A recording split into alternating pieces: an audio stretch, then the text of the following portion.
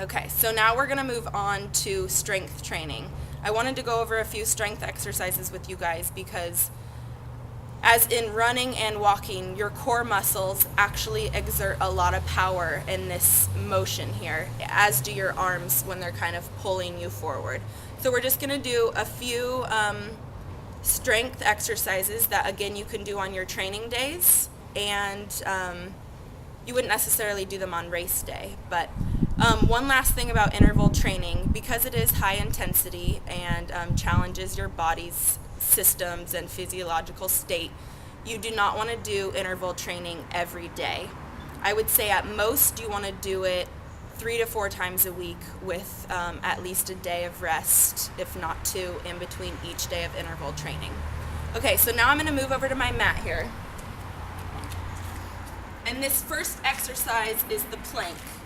And it's really going to engage your core muscles, but it also works every muscle in the body. So I'm going to be up on my toes and up on my forearms. Elbows will be bent at a 90-degree angle. So I'm going to bring myself up here into a plank. My hips are up, my back and legs should be in a nice straight line with my neck. And I'm going to hold. My hands are nice and loose. You're not clenching your hands. Kind of creating a double chin here, tucking under. And you can start with any amount of second repetition. You can do 4 sets of 15, or if you feel more comfortable, you can do 2 sets of 30 or a minute and work up from there. Again, pulling your ab up into your back, keeping the core engaged, not slouching the back.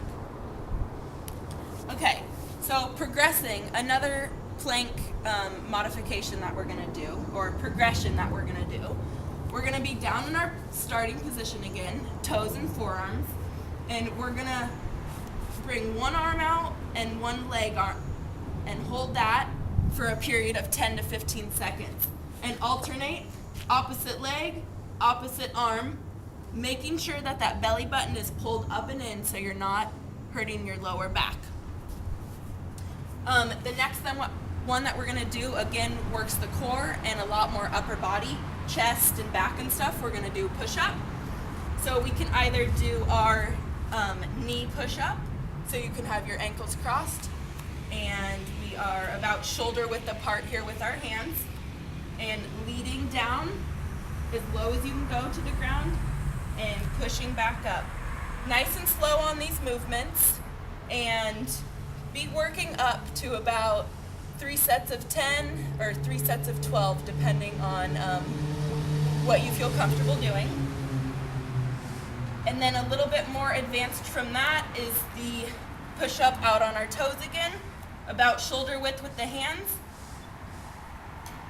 and down. And again, abs are engaged, keeping the hips in line with the back and the neck,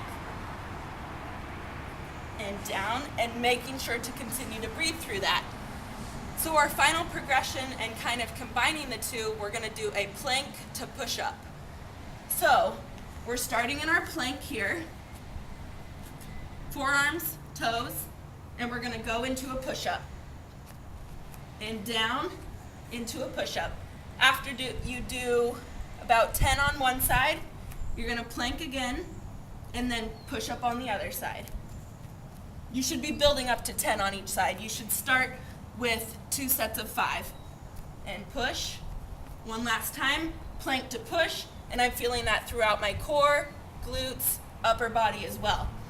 So that is the end of our strength training session, which you should do on training days, as I mentioned, and that will help get your entire body strong and ready for race day.